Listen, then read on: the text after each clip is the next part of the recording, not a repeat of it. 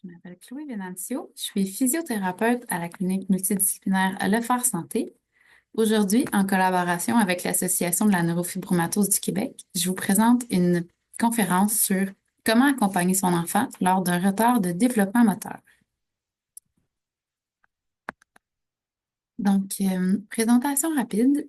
J'ai gradué de l'Université de Montréal en 2017. Je suis physiothérapeute en pédiatrie quand même depuis ma sortie de l'université. J'ai toujours eu un intérêt dans ce champ-là.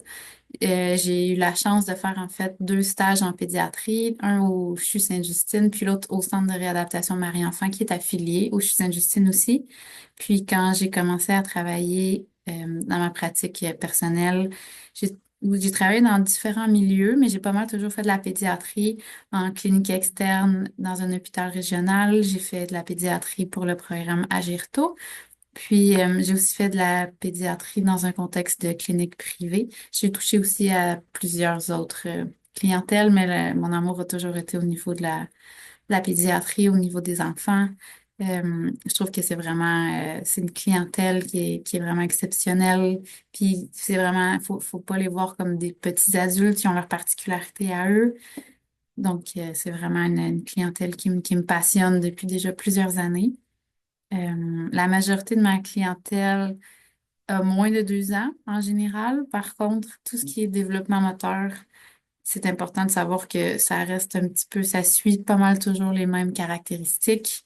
Même quand on a un développement moteur qui arrive qui persiste en fait plus tard dans la vie, revenir aux bases, en fait, c'est toujours une des clés puis un des éléments forts à garder en tête. Donc, euh, ce qui est important, en fait, aussi de garder en tête, c'est que je suis pas une spécialiste de la neurofibromatose. En fait, ça peut arriver pour moi, de voir un enfant qui a comme condition associée la neurofibromatose. Et moi, en fait, je vais voir plus spécifiquement le retard de développement. Euh, Si vous avez des questions plus particulières ou que vous connaissez moins cette affection-là, ça peut être super intéressant d'aller voir sur le site de l'ANFQ qui peut vraiment vous renseigner sur toute cette pathologie-là. Donc, pourquoi la physiothérapie pour mon enfant? On connaît la physiothérapie majoritairement pour ses bienfaits chez les adultes, ses bienfaits chez les sportifs, chez les personnes âgées ou ceux qui ont des troubles neurologiques comme des AVC ou des traumatismes crâniens. Par contre, la physiothérapie est aussi super présente et pertinente pour les enfants. En tant que physiothérapeute, on a une expertise en neuromusculo-squelettique. Euh, Puis, dans le fond, ça s'applique en fait 100% au développement de l'enfant. Le développement d'un enfant est d'abord neurologique, mais va aussi être influencé par tout ce qui est force musculaire, souplesse musculaire, amplitude de mouvement articulaire. Donc, si on veut travailler le développement d'un enfant, il faut vraiment aller voir à la base qu'est-ce qui se passe. Donc, comment est sa force, comment est sa souplesse. On est vraiment dans le champ d'expertise de la physiothérapie. Euh, Dans le fond, en physiothérapie, c'est qu'on fait de l'évaluation et du traitement de la motricité plus globale, comparativement, mettons, à la motricité fine, qui est plus dans le champ d'expertise de l'ergothérapeute. Donc, tout ce qui est plus les mouvements fins, la prise du crayon, la prise du ciseau, tout ce qui est comme l'habillage, déshabillage, ça appartient plus au champ de l'ergothérapie. En physiothérapie, on va voir tout ce qui est plus global au niveau de la motricité. Ce qui est de la marche, ce qui est la course, grimper, sauter, faire du vélo, aller jouer, tout ce qui est comme aller jouer au parc, être capable de monter, glisser dans une glissade, puis que le tronc soit assez fort pour qu'on reste assis pendant le déplacement dans la glissade. En fait, ça appartient beaucoup au niveau de la physiothérapie. Donc, les objectifs aujourd'hui, c'est de vous informer des grandes étapes du développement moteur. Comme je disais un petit peu en introduction, le développement moteur, on en parle beaucoup plus quand on parle des bébés. Parce que faut se rappeler que le gros du développement moteur se fait entre 0 et 18 mois, 2 ans. Par contre, il y a vraiment les principes généraux du développement qui s'appliquent tout au long de la vie. Donc, c'est pour ça qu'aujourd'hui, même si peut-être vos enfants sont plus vieux, sont en âge scolaire, on va juste revenir rapidement sur les grandes étapes du développement moteur et qu'est-ce qui arrive avant quoi.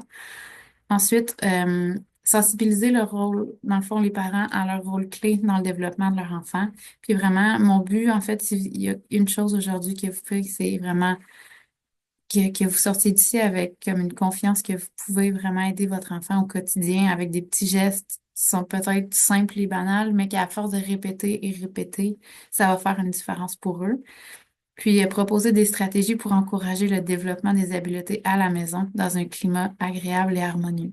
C'est sûr que quand on vise à aller travailler des habiletés qui sont difficiles pour les enfants, c'est vraiment important en fait de rester dans un climat joyeux parce que c'est pas toujours facile pour les enfants de se faire mettre face à leurs difficultés. Donc, un des grands défis en fait, de tous les exercices chez les enfants, là, qu'on soit en physiothérapie, en ergothérapie, en orthophonie, un des gros défis, c'est de trouver l'exercice juste assez difficile. Donc, l'exercice qui sort un petit peu de sa zone de confort pour quand même avoir un effet d'apprentissage, mais un exercice qui est quand même euh, assez confortable pour que l'enfant soit pas mis toujours face à face à l'échec. Là, c'est vraiment, vraiment pas le but, là, dans aucune thérapie qu'on va faire. Donc, on va débuter avec ce qui est du développement moteur. Donc, comme je disais, le développement moteur global, c'est la grosse période d'apprentissage se situe entre 0 et 24 mois. Donc, le développement moteur global, c'est vraiment la base, en fait, du développement.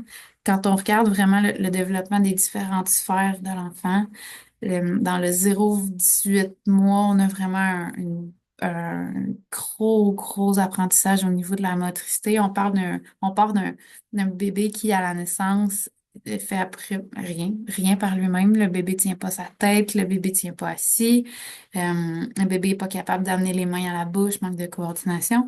Puis quand on regarde ensuite un enfant de 24 mois, ben on a des enfants qui montent, descendent les escaliers debout, des enfants qui courent, des enfants qui sautent.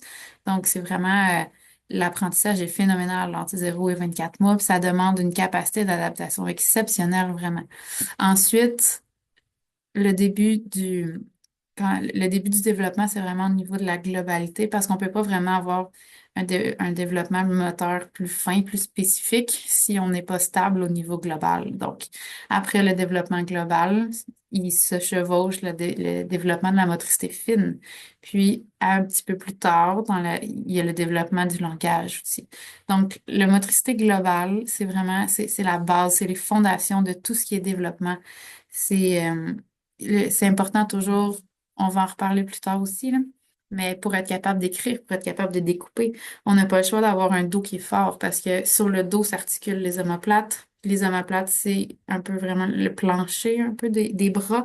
Donc, si tes omoplates sont pas stables sur ta cage thoracique, mais tes épaules seront pas stables, tes coudes seront pas stables. Puis là, si tout le haut de ton bras n'est pas stable, ça va être difficile d'aller très spécifique et d'aller faire des petits mouvements au niveau des doigts pour avoir une écriture qui est efficace. Donc, la majorité de ça se développe entre 0 et 18 mois. Si on regarde un peu le développement de la motricité, dans les premiers mois de vie, dans le 0 3 0 4 mois, les bébés bougent beaucoup par ce qu'on appelle le mouvement réflexe. Donc, par opposition au mouvement volontaire, les mouvements réflexes, en fait, ce sont des circuits neuronaux qui sont déjà préprogrammés au niveau du cerveau de l'enfant, dans son cerveau plus primitif, plus le cerveau reptilien, qui lui permettent majoritairement d'assurer sa survie. Donc, on parle, par exemple, des réflexes les réflexes cardinales, qui fait que quand on vient stimuler le coin de la bouche d'un enfant, l'enfant va tourner la tête du même côté. Donc, ça, ce réflexe-là sert, par exemple, à ce que l'enfant soit capable de se nourrir seul, pas seul, mais soit capable de faciliter l'alimentation, pour tourner la tête techniquement vers la source de nourriture. Puis ce que ça fait, en fait, c'est que ça développe tranquillement la force et la coordination nécessaires pour que l'enfant tourne volontairement sa tête sur le côté. Donc, au début, l'enfant a besoin de stimuli pour être capable de tourner sa tête. Plus il fait, plus il apprend à le faire par lui-même, puis plus le mouvement réflexe disparaît pour laisser place à un mouvement volontaire qui est coordonné. Ça, c'est vraiment au niveau de la tête, mais des exemples comme ça, on en a plein au niveau de tout le corps. Un petit peu plus tard, autour de 3 mois, on a ce qu'on appelle le réflexe tonique asymétrique du cou. Donc, réflexe qui fait que quand je tourne la tête, mes bras vont aller se placer comme en escrimeur, comme ça, puis on tourne comme ça. pour aider l'enfant à séparer là, de la droite la gauche de son corps.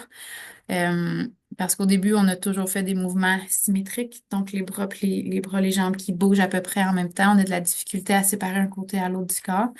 Puis ce mouvement, ce réflexe-là va disparaître au fur et à mesure que l'enfant va être capable de bouger en fait par lui-même, là.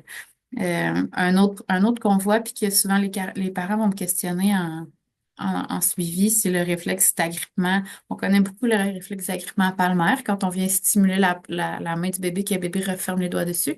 On a la même chose en fait au niveau de la plante des pieds. C'est le réflexe d'agrippement plantaire. Quand on vient stimuler la plante du pied, les orteils vont aller se recroqueviller.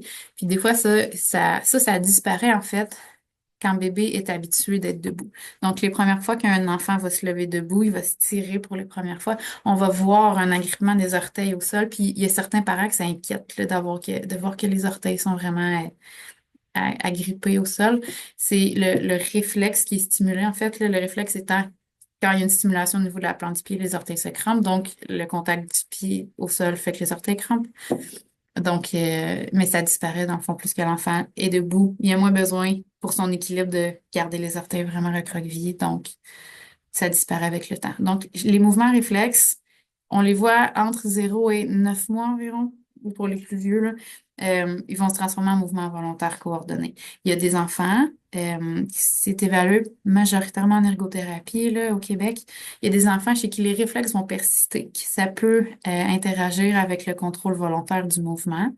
Euh, Si jamais vous avez des doutes là, qu'il y a peut-être des petits réflexes qui sont restés, ça pourrait être quand même pertinent de consulter un ergothérapeute dans ces cas-là. Ensuite, au niveau du développement, une fois qu'on a le contrôle volontaire et coordonné, on a tout ce qui est ce qu'on appelle bilatéral, donc des deux côtés des mains. Un bel exemple qu'on a de ça, c'est au niveau de tout ce qui est préhension, la prise des jouets chez les enfants. Au début, ils vont tout prendre à deux mains. Ils sont pas capables de prendre juste à une main, il n'y a pas assez de force, pas assez de coordination, donc on va aller saisir les jouets à deux mains.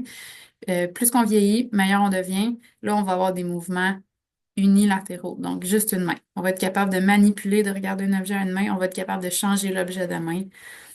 Donc, puis c'est vrai comme à dans toutes les sphères, là, on parle de debout.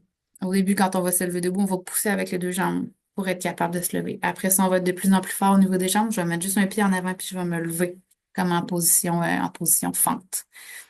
Euh, donc, quand on parle le plus vieux, là, les 2, 3, 4 ans, là, au début, on commence à attraper des ballons parce que c'est plus gros et j'ai mes deux mains. Ensuite, je peux attraper une balle. Souvent, on va commencer à attraper à deux mains, puis ensuite, on va être capable d'attraper une main. Donc, on passe du développement qui est vraiment global au développement qui est vraiment plus spécifique, le plus unilatéral.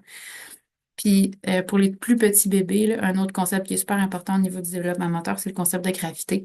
Ça a l'air de rien, lever le bras dans les airs, mais quand tu es vraiment très faible, les petits bébés, tout va se passer au début sans gravité et se tranquillement aller comme contre la gravité, là. On va apprendre à contrôler la tête couchée sur le dos, puis après, on va être capable de contrôler notre tête vraiment à la verticale. On va regarder les principes généraux du développement. Donc ça s'applique à tous les enfants, à tous les âges. Puis des fois, c'est ça, quand on voit un enfant, même d'âge scolaire, c'est de revenir au principe puis de dire, bon, qu'est-ce qui se passe? Pourquoi l'enfant n'est pas capable de faire ça? Est-ce qu'il est stable au niveau vraiment du tronc? Oui, OK. Est-ce qu'il est stable? Fait on va passer au travers des principes généraux. Ça, vraiment, ça s'applique à tous les âges. Donc, le développement, ça va s'effectuer du centre du corps vers les extrémités. Donc, un enfant va se développer la force du tronc, la force, euh, la force du tronc, mettons, des épaules avant la force des mains. Un bébé va se développer, dans le fond, la force du cou avant d'aller développer la force de ses pieds. Donc, si je suis pas déjà fort du cou, si je suis pas fort des abdominaux, si je suis pas fort du dos, il y a très peu de chances que je réussisse à être fort et coordonné au niveau plus loin. C'est vraiment super important, là. De la même façon, le développement s'effectue du haut vers le bas. Donc, l'enfant va apprendre à renforcer et à utiliser ses bras avant d'utiliser ses jambes. Meilleur exemple que ça, les enfants vont tous ramper avec leurs bras plus avant d'être capable de marcher à quatre pattes, d'inclure les jambes ou de se lever debout, de se déplacer vraiment que avec les jambes.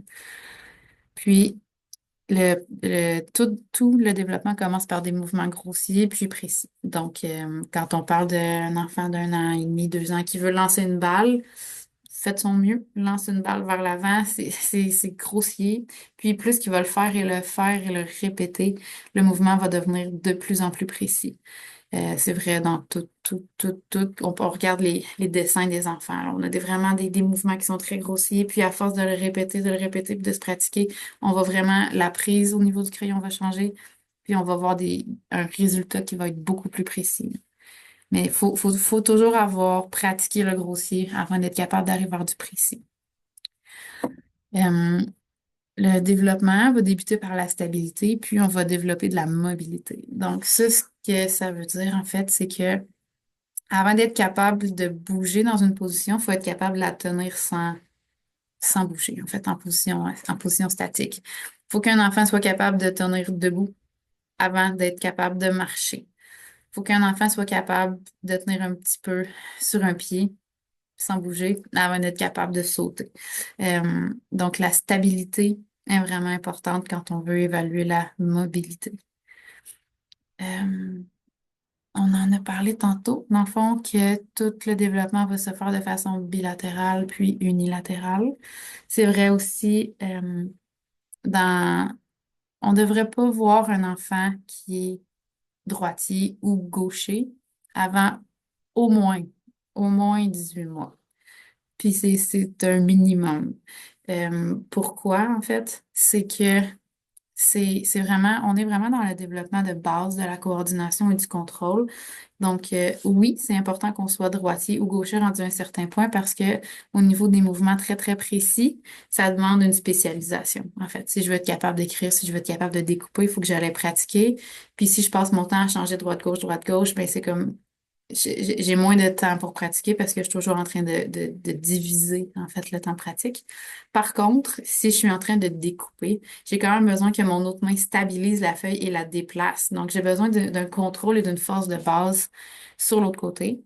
Puis, avant 18 mois, minimalement 18 mois, un enfant est vraiment dans le développement de sa mobilité de base, donc il devrait vraiment utiliser les deux mains.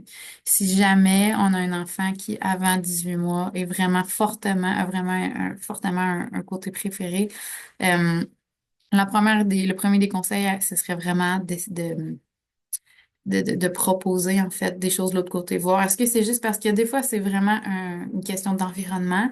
Je trouve que mon enfant mange juste avec sa main droite, mais moi je suis toujours assis à sa droite quand je le nourris.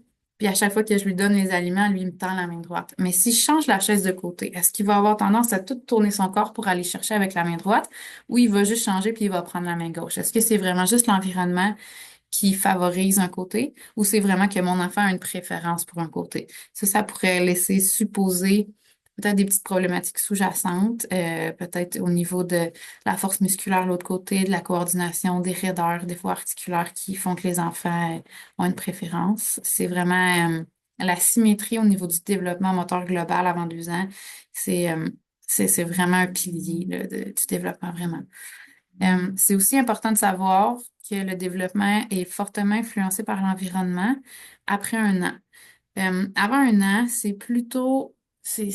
les enfants passent à peu près tous par les mêmes stades à peu près dans le même moment. Il y a des variations individuelles. Il y a des enfants qui sont un petit peu plus langagiers, un petit peu plus moteurs, oui, mais il y a quand même des minimums à atteindre. Puis si tous les minimums sont atteints, le développement des enfants se ressemble beaucoup. Passé 1 an et demi, là, le développement va vraiment être influencé par l'environnement, tout simplement parce que plus qu'on pratique une habileté, meilleur on est. Euh, Par exemple, en physiothérapie, c'est toujours difficile d'évaluer les escaliers chez un enfant de 3 ans qui habite en appartement puis qui n'a pas d'escalier. C'est sûr qu'il en voit une fois de temps en temps quand il va ailleurs ou si jamais il y en a dans son environnement, mais il y en a que non. Puis qu'ils ont juste jamais fait les escaliers. Fait que c'est sûr que quand tu en fais moins, même si tu as 3 ans, tu vas avoir tendance à les faire à quatre pattes parce que c'est beaucoup plus stable pour toi. Tu n'as pas eu le temps de développer ton assurance, ta coordination, de les faire debout.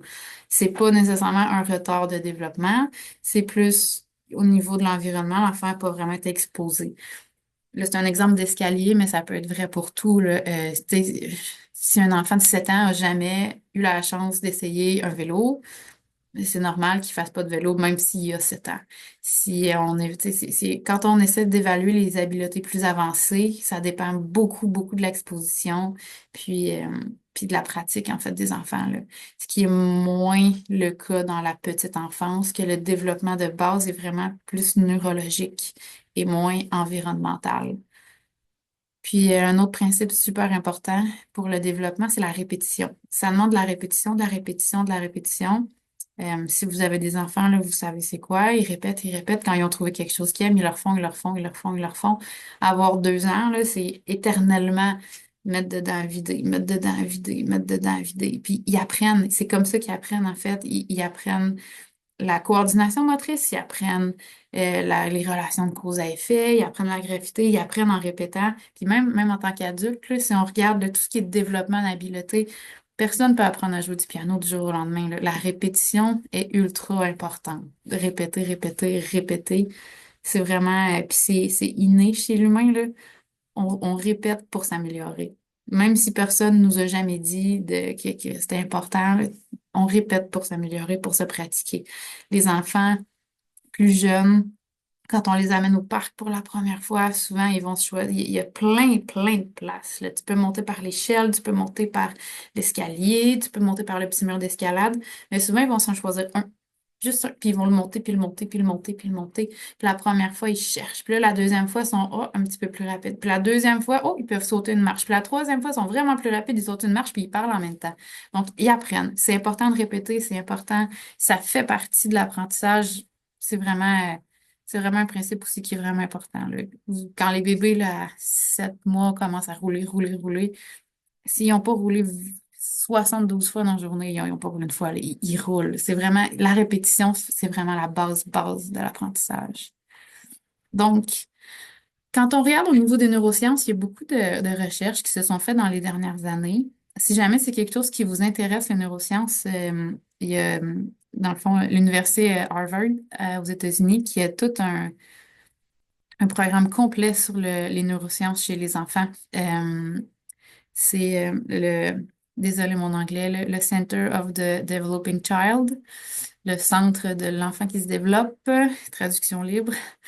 Ils ont vraiment c'est super bien vulgarisé. Ils prennent vraiment, eux font des études neuroscientifiques. Ils vont vulgariser les résultats pour avoir vraiment des meilleures pratiques au niveau de l'apprentissage chez les enfants. C'est vraiment intéressant. Moi, j'adore ça.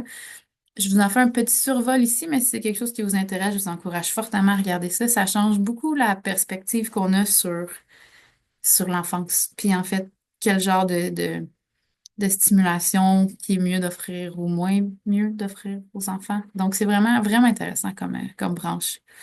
Donc, selon les neurosciences, la meilleure façon d'apprendre, c'est l'apprentissage par le jeu, en fait.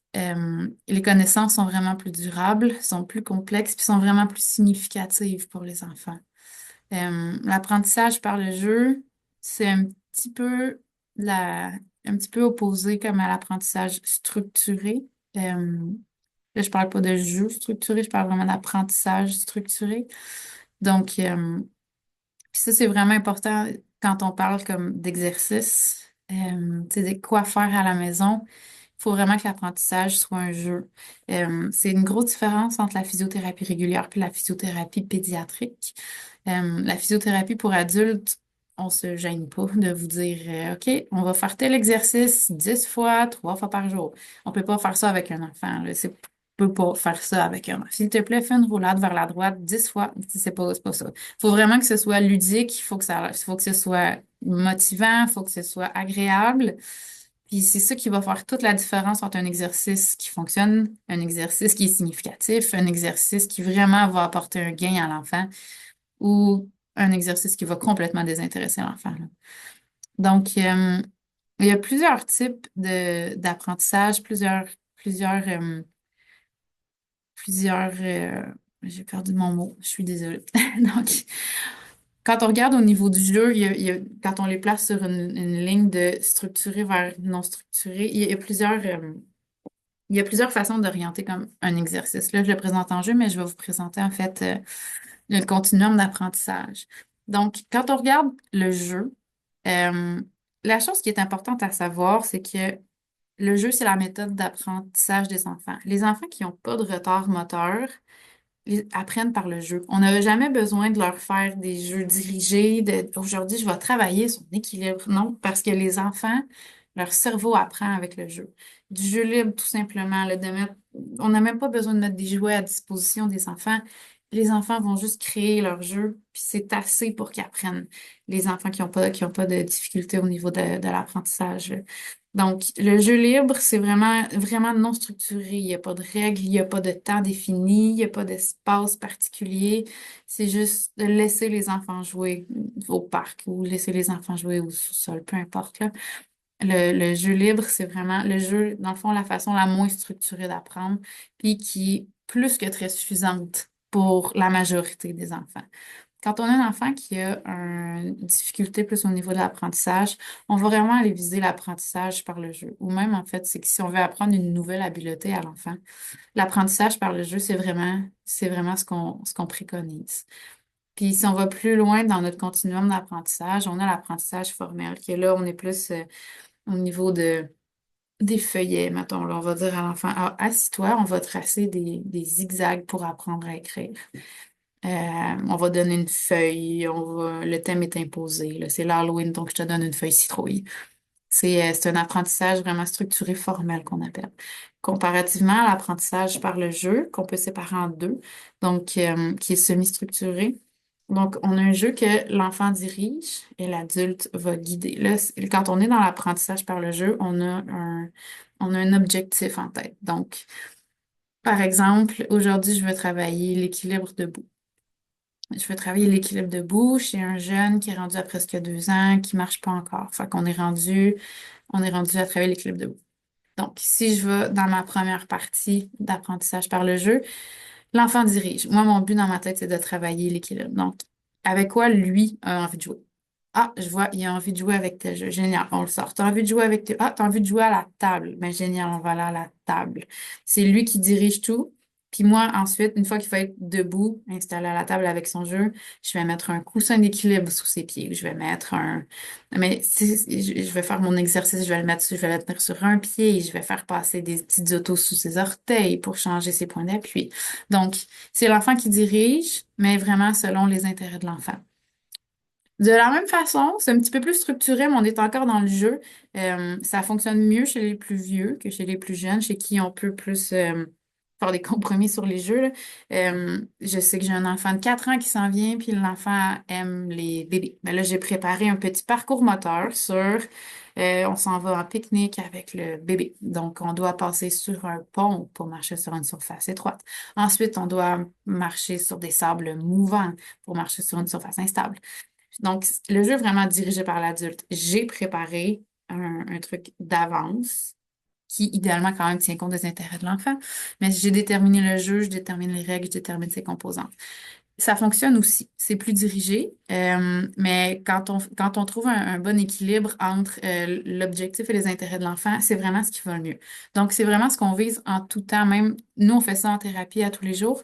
Si jamais vous avez aussi un objectif à travailler avec votre enfant, c'est vraiment ce genre d'apprentissage-là, ce genre de structure-là qu'on va vouloir pour que l'exercice soit intéressant pour l'enfant. L'enfant, il fera pas aussi, il fera absolument rien s'il n'est pas intéressé, là.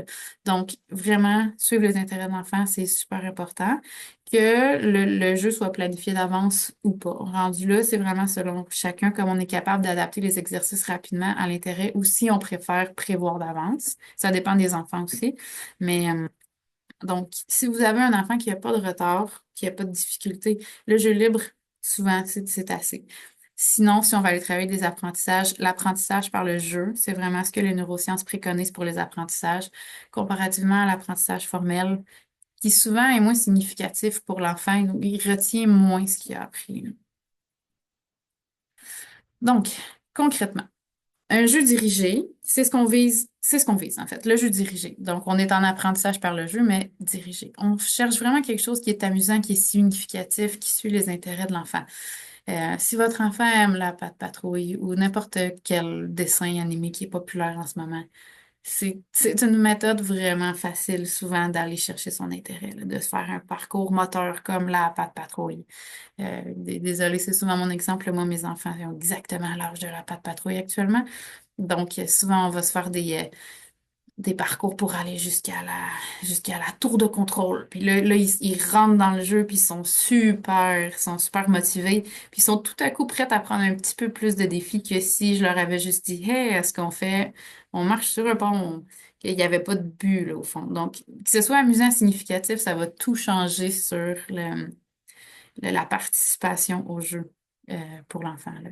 Donc, intentionnel, il faut que ça ait un but. Donc, ça, c'est de la part du parent. OK, c'est bon, je fais un parcours moteur parfait, mais qu'est-ce que je veux travailler chez l'enfant? Je ferai pas le même genre de parcours moteur si je veux travailler l'équilibre ou si je veux travailler les sauts ou si je veux travailler la vitesse. Euh, Reste qu'on veut être sécuritaire, là, je ferais pas courir un enfant sur des chaises debout.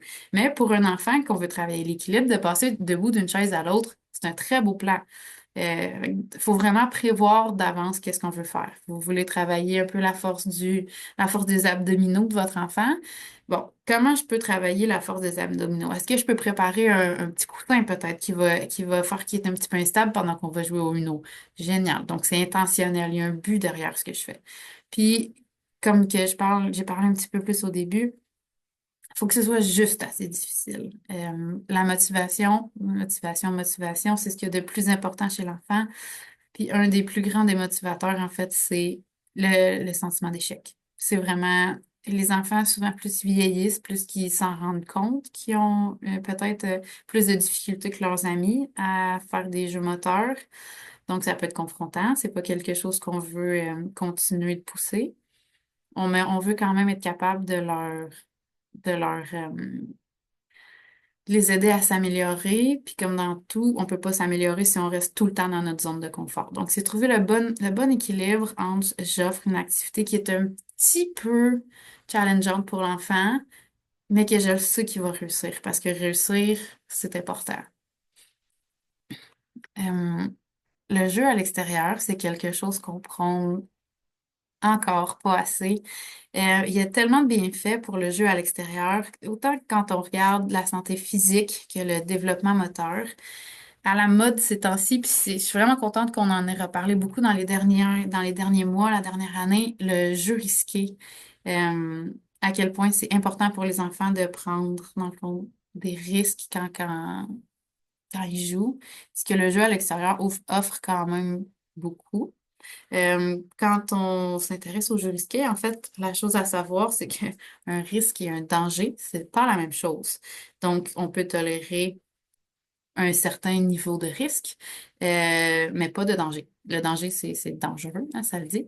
Donc, c'est un d'autres, c'est vraiment c'est vraiment un monde à découvrir, le jeu risqué. C'est vraiment un beau, c'est une belle façon de voir la jeune enfance, puis de dire, je connais mon enfant connaît quand même bien ses limites, mon enfant a 4 ans, il sait qu'il est capable de faire ça, il sait qu'il est capable de faire ça, puis aujourd'hui, il a décidé, il connaît ses limites, puis avec ses limites, il a décidé d'essayer de grimper dans l'arbre. Ben, félicitations. Il se sort lui-même de sa zone de confort pour essayer de faire des apprentissages. Ça revient à notre concept de jeu libre, en fait.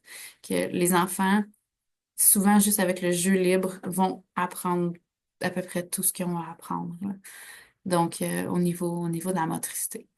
Donc, le jeu à l'extérieur, c'est vraiment... puis au niveau de la motivation, ça permet une créativité vraiment hors norme. On a souvent moins de, de, de, de, de jeux déjà définis, là.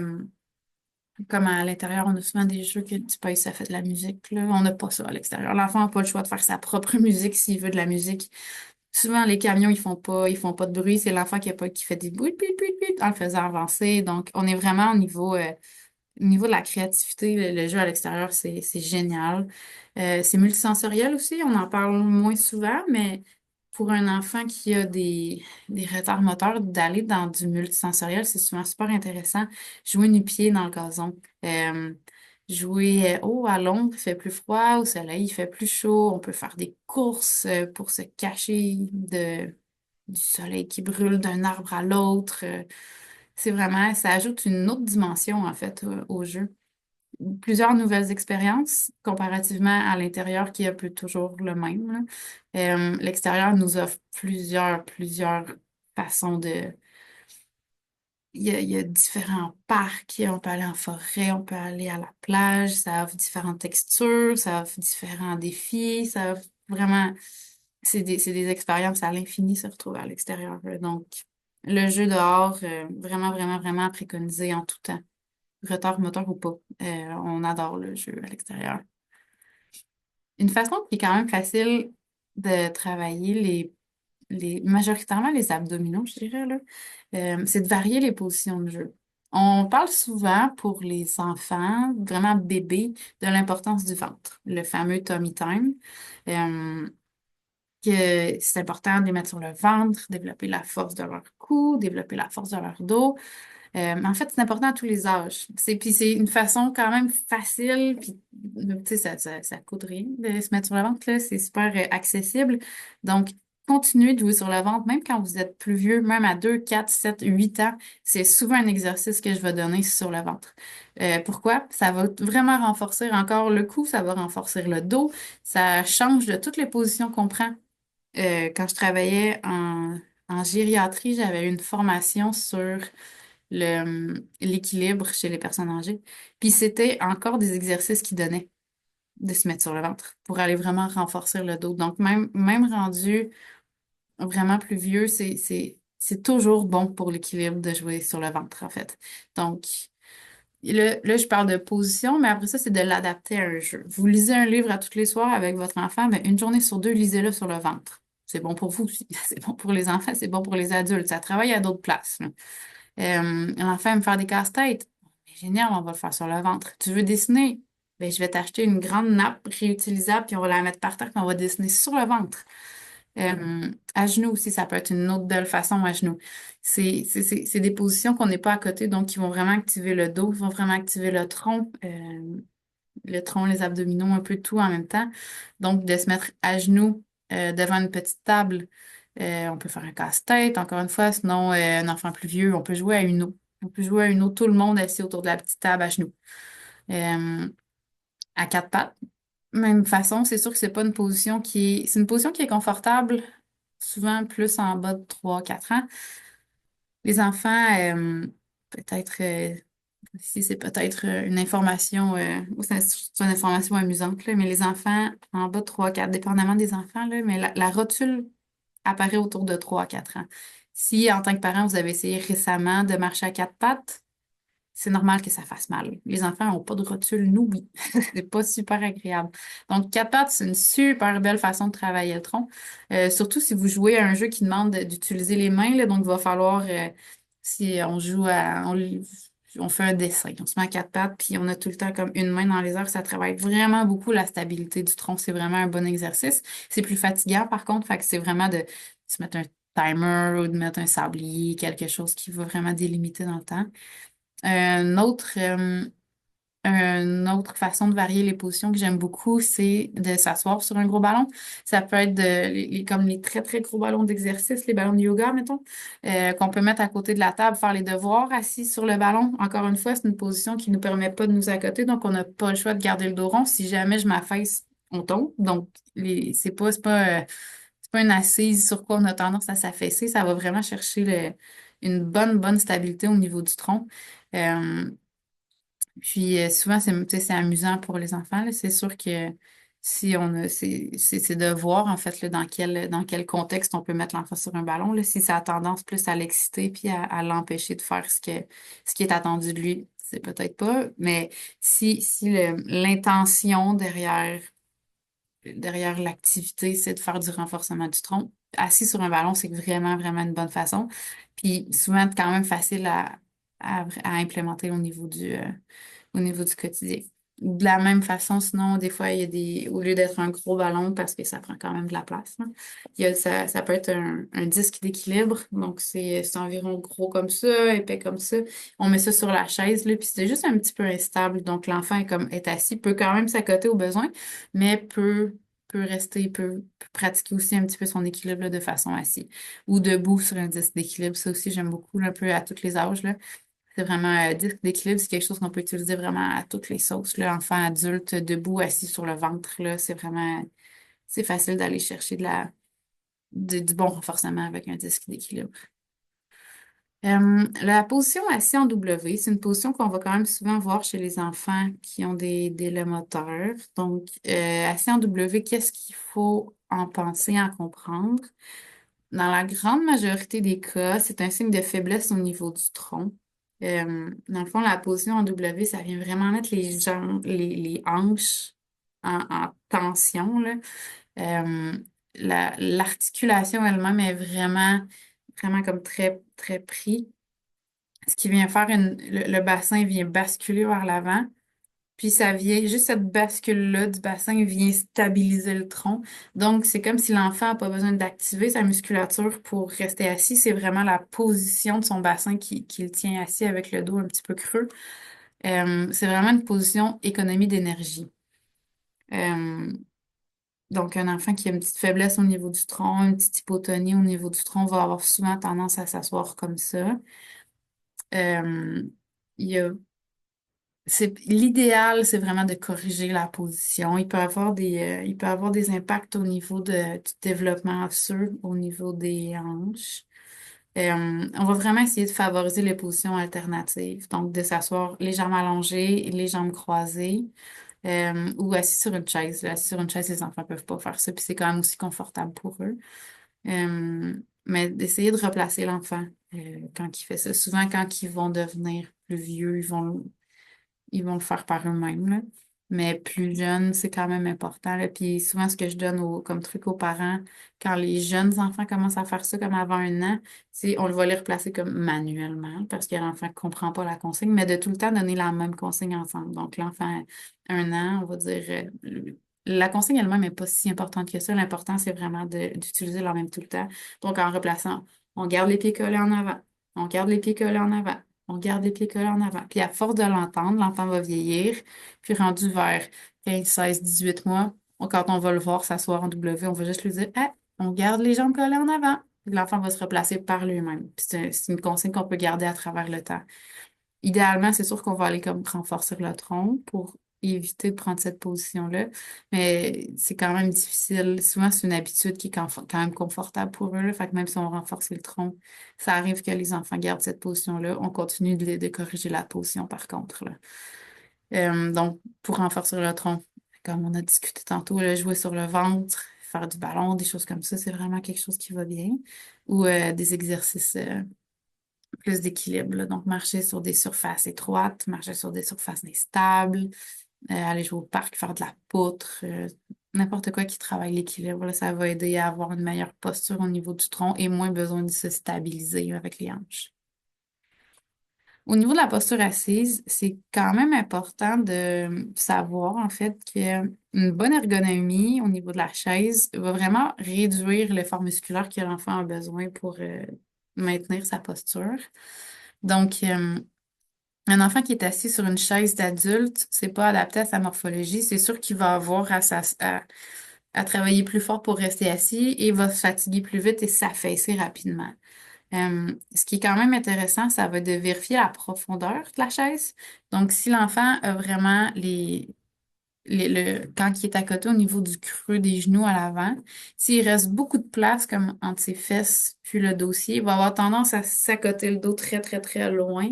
Puis vraiment, c'est ce qui donne une posture très, très affaissée. Comparativement à si la chaise avait été moins profonde, en fait, il aurait eu le dos à côté plus rapidement puis il serait resté probablement beaucoup plus droit. euh, la hauteur de la chaise, parce que d'avoir les pieds au sol, ça donne quand même une bonne stabilité au corps, puis ça permet de diminuer l'effort au tronc. Si on n'a pas les pieds appuyés, on est tout le temps un petit peu plus instable au niveau du tronc. On a à forcer beaucoup plus pour se tenir debout. Donc, avoir un appui au pied, c'est bien. Idéalement, c'est ça, les enfants ont des chaises plutôt basses pour qu'ils puissent toucher par terre. Sinon, ils se vendent des chaises avec comme la chaise évolutive que j'ai mise comme en photo. Il se vend des chaises avec des appuis-pieds ou il se vend même des appuis-pieds qu'on peut rajouter aux chaises des fois, là, qui c'est juste comme un barreau qu'on vient plier sur les pattes avant que l'enfant peut s'accoter les pieds. Ça fait vraiment une différence au niveau de l'effort musculaire, là, puis au niveau de la posture chez les enfants. Puis la dernière chose, la hauteur du dossier. Si le dossier est très, très haut, souvent ça fait que l'enfant a tendance à, un, plus à côté, mais vu que le dossier écrase un petit peu les omoplates à l'arrière, l'enfant a plus de difficulté à bouger ses bras. Donc, va avoir tendance à s'avancer un peu, puis ça va s'affaisser parce qu'il ne peut pas profiter de la stabilité du dossier pour réduire son effort. Donc, un dossier qui est plus bas, qui arrive un petit peu plus bas que les omoplates, c'est vraiment l'idéal pour une posture assise, surtout à la table où on va avoir les bras libres pour manger ou pour dessiner ou pour peu importe, là. Donc, c'est des choses qui peuvent être intéressantes à vérifier si vous avez un enfant qui a de la difficulté avec sa posture assise. Au niveau des sports, on vise vraiment de suivre les intérêts de l'enfant. Donc, il n'y a pas un sport qui est meilleur que l'autre. Il n'y a pas un sport qui était ça, qui est supérieur.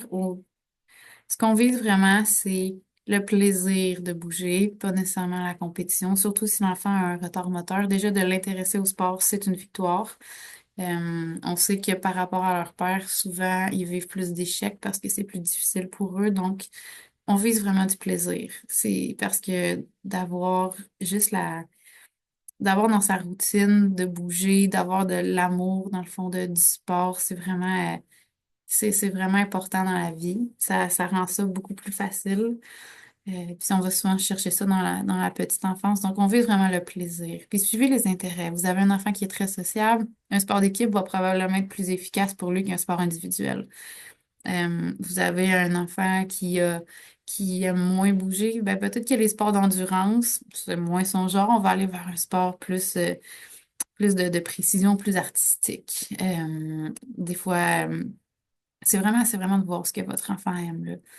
Parce que vraiment, ce qui est important, c'est la confiance en soi. Vraiment, vraiment, ça va faire toute la différence, là. J'en parle depuis le début, là, mais il faut vraiment trouver les activités qui présentent un certain défi sans mettre l'enfant constamment en situation d'échec. Parce que sinon, il va perdre complètement sa motivation. Euh, Quand on regarde, j'écoutais, pour préparer la présentation, j'ai écouté un podcast, puis c'était le sujet complet du podcast. La motivation et le succès. Qu'est-ce qui vient avant quoi? Est-ce que je suis motivée parce que je réussis ou je réussis parce que je suis motivée? Puis c'est quand même intéressant comme question, je trouvais. Puis, mais c'est sûr que le, de ne pas constamment être en situation d'échec, c'est sûr que ça aide au niveau de la motivation, là. C'est vraiment, ça va jouer au niveau de la confiance en soi qui va se répéter vraiment tu sais, plus tard dans la vie. Ça va faire une bonne différence. Faut regarder aussi au niveau l'enfant, est-ce qu'il y a une motivation intrinsèque ou extrinsèque à participer à un certain sport? Donc, c'est quoi la différence entre les deux? Une motivation intrinsèque, c'est que ça vient de lui-même. Lui il aime ça. Il adore ça. Il veut continuer parce que lui, ça lui fait plaisir. Motivation extrinsèque, un bel exemple, c'est que ça vient de l'extérieur, en fait, de lui. Un bel exemple, c'est bon, mais je me suis inscrite au karaté en me disant que j'allais aimer le karaté. Puis après 2 fois, j'aime pas ça. Mais là, il faut que je continue parce que j'ai payé. Puis là, il faut que je continue parce que c'est important de ne pas lâcher. Quand on s'engage dans quelque chose, il faut continuer. Puis même si on n'aime pas ça, c'est important. Ça, c'est de la motivation extrinsèque. Ça a beaucoup moins de poids dans la motivation que si la motivation vient de l'intérieur. Moi, j'aime ça, la musique. Donc, faire de la danse, pour moi, c'est un régal. C'est vraiment, c'est différent. Puis idéalement, on va viser vraiment la motivation intrinsèque qui vient des intérêts de l'enfant. Donc, qu'est-ce que mon enfant aime? Mon enfant, moi, je trouve important que mon enfant apprenne le plaisir de bouger. On va suivre son intérêt. Euh, c'est sûr, au niveau de tout ce qui est confiance en soi, tout ce qui est au niveau de motivation, si jamais c'est quelque chose qui vous intéresse, il y a des très belles ressources au niveau de psychoéducateurs, souvent qui peuvent aider avec des questions comme ça appartient beaucoup moins au champ de la physiothérapie. Donc, mais je trouvais quand même important d'en parler parce que quand on met des enfants en situation d'exercice, on est beaucoup là-dedans, là, dans l'exercice juste assez. Puis on flirte un peu tout le temps avec les questions de motivation, confiance et tout. Donc, c'est quelque chose qui va vous arriver à la maison si vous commencez à essayer de faire des exercices à la maison. Donc, je trouvais ça quand même important d'en parler, mais si vous voulez creuser le sujet, il y a des très bons psychoéducateurs qui font de la vulgarisation sur des sujets comme ça, là. Euh, Idées d'activités qui sont agréables à faire à la maison. Moi, je suis une très grande fan d'acro-yoga. Avec les enfants, c'est souvent une activité qui est super agréable à faire parents-enfants. Ça met en forme tout le monde. Euh, c'est vraiment, il y a des, si vous écrivez moi, je faisais mes recherches majoritairement sur YouTube au début quand j'ai commencé à faire ça avec mes enfants. Acro-yoga avec enfants, euh, il y a plein de façons plein d'idées d'activités, de progression. C'est vraiment, puis souvent les enfants adorent ça, vraiment. Euh, Ils passent du temps de qualité avec leurs parents, puis après l'avoir essayé quelques fois, ça travaille vraiment, vraiment l'équilibre, ça travaille le tronc, ça travaille les réactions de redressement. C'est vraiment complet comme entraînement de l'acro-yoga, là. De la même façon que le yoga qui s'effectue plus seul, là. Et ça aussi, il y a des vidéos adaptées pour enfants, il y a des livres adaptés pour enfants pour des postures de yoga. C'est un petit peu moins, c'est moins dynamique que l'acro-yoga, mais quand même, ça travaille quand même bien. Parcours moteur, souvent super apprécié par les enfants, qui peuvent être faits à l'intérieur, là, de mettre des chaises une à côté de l'autre, enlever les coussins du divan, mettre ça par terre. Ça peut être plus dans des endroits qui sont faits pour ça, là. Tout ce qui est jeux gonflables, tout ce qui est parc d'amusement intérieur pour les enfants, ça c'est génial pour tout ce qui est équilibre. Ça travaille vraiment beaucoup de choses, là. Mais à la maison, c'est quand même facile de faire des parcours moteurs aussi, là. Facile avec du ruban adhésif qu'on colle par terre pour définir des lignes, pour définir là, on n'a pas le droit de piler là parce que c'est de la lave. Il y a vraiment, parcours moteur, on peut vraiment aller travailler beaucoup de choses, là. Souvent, ce que j'aime travailler en parcours moteur, c'est des surfaces étroites. Donc, tout ce qui est poutre, tout ce qui est marcher sur une ligne au sol, faire comme un funambule. Parcours moteur, ce qui est bien aussi, c'est les sauts, sauter d'une surface à l'autre, dépendamment de l'âge des enfants. Là, on peut sauter sur place, sauter en haut de, sauter en bas de, sauter en faisant un tour. On peut sauter sur un pied en avançant. On peut il y a vraiment, il y a pas de limite au parcours moteur, là. Ça aussi, si jamais vous cherchez des idées, les Pinterest et YouTube de ce monde débordent d'idées qui sont toutes plus créatives les unes que les autres, là. Puis super important d'adapter aux intérêts de votre enfant. Peu importe il est rendu à quel âge, le fait de lui un parcours moteur à la saveur de son super-héros préféré, là, vous allez avoir du plaisir pour toute l'après-midi, là, en plus de travailler ses habiletés motrices. Sinon, si votre enfant aime les jeux de précision, c'est vraiment facile de travailler l'équilibre dans des jeux de précision. Jeux de précision, qu'est-ce que je veux dire? Tout ce qui est jeu de poche, tout ce qui est lancé, en fait. Jeux de poche, basketball, baseball, bataille d'épée en mousse, ça, c'est un petit préféré à moi, là, que, qu'on fait sur une surface instable. Donc, je vous ai mis en bas là, des petites idées de surface instable. Donc, on a le bossu qui est comme un demi-ballon, le disque d'équilibre que je vous disais tantôt qu'on peut s'asseoir dessus à la table quand on est sur une chaise à la table aussi. Les planches d'équilibre ou les planches d'équilibre avec un cylindre en dessous. Donc, on se met sur, le règlement, c'est qu'on se met sur le disque d'équilibre, puis on joue aux poches, en fait. Pour avoir le droit de lancer, c'est on joue aux poches. Super intéressant parce que ça travaille vraiment deux composantes importantes de l'équilibre, donc les réactions d'anticipation. Donc, je sais que je vais lancer par en avant, donc mon corps doit se préparer à réagir au lancer. Et après ça, j'ai lancé, donc comment mon corps va se réadapter, comment mon corps va prendre les réactions que j'ai anticipées et les adapter à vraiment ce que je ressens là, au niveau de au niveau de mon lancer. Donc, c'est vraiment, c'est quand même quelque chose qui est facile à faire à la maison aussi, là. Ça peut être de faire une tour avec des blocs, de reculer, monter sur un coussin, puis lancer quelque chose pour les faire tomber, là.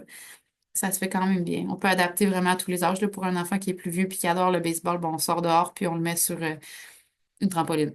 C'est mou, puis on le fait jouer au baseball sur une trampoline. Ça bouge.